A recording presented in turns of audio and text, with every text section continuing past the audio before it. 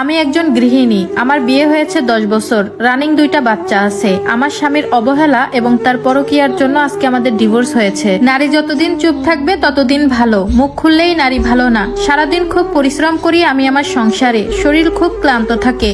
গতকাল রাতে বাচ্চা সজাগ ছিল বিধায় ভালো করে রাতে আমার ঘুম হয়নি। তাছাড়া রাতে সারা শরীর ব্যথা করেছে, হয়তোবা জ্বর উঠবে। অনেকগুলো কাপড় ছিল সকালে, তাই হাজবেন্ডকে বলেছিলাম একটু হেল্প করতে, কিন্তু সে করেনি। আমার 2 বছরে 2টা অপারেশন হয়েছে, আর লাস্টে ছিল একটোপিক প্রেগন্যান্সির অপারেশন। পরপর 2টা বাচ্চা হওয়াতে আমার শরীর যেমন নষ্ট হয়ে গিয়েছিল, তেমন আমার চেহারাটাও নষ্ট হয়ে গিয়েছিল। আমি তেমন একটা কাজ করতে পারতাম না, এই জন্য হাজবেন্ডকে বলেছিলাম একটা হেল্পিং হ্যান্ড রেখে দিতে, কিন্তু সে নামমাত্র হেল্পিং হ্যান্ড খুঁজেছিল আর বাসায় এসে বলতো কোনো হেল্পিং হ্যান্ড পাওয়া যায় না। যেহেতু আমার পরপর 2টা বাচ্চা, তাদের রাতে অনেক কাঁথা কাপড় অপরিষ্কার হয়ে যায়। সকালবেলা উঠে ঠান্ডা লাগিয়ে সেই কাঁথা কাপড় ধোয়া, রান্না করা, হাজবেন্ডের নাস্তা কমপ্লিট করা, সাথে তো সংসারের অনেক কাজ থাকে।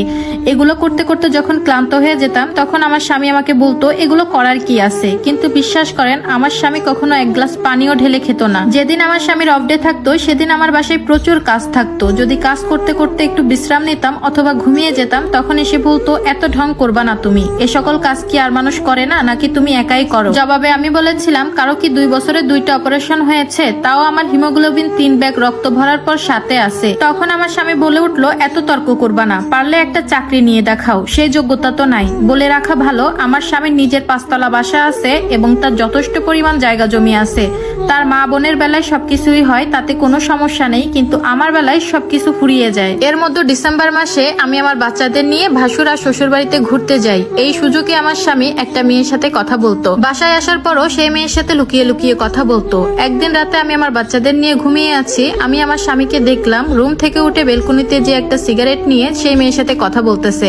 সেদিন তাকে হাতে না হাতে ধরেছিলাম এবং সেই মেয়ের সাথে অনেক সময় কথা বলেছিলাম। সেই মেয়ের সাথে ফোনে উচ্চস্বরে কথা বলার জন্য আমার স্বামী সেদিন আমার গায়ে অনেকবার হাত তুলেছিল।